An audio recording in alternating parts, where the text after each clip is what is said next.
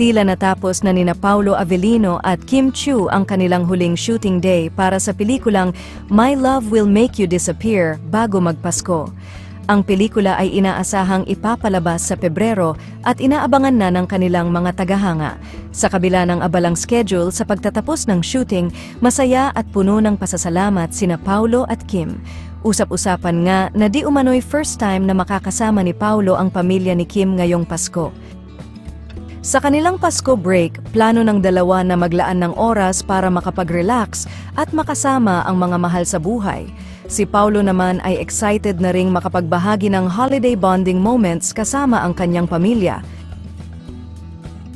Ang pelikulang My Love Will Make You Disappear ay nangangako ng kakaibang kwento ng pag-ibig na siguradong magpapakilig at magpapaantig ng puso ng mga manonood. Tiyak na ito ay magiging isang magandang regalo ng Valentine's para sa lahat ng fans ng love stories.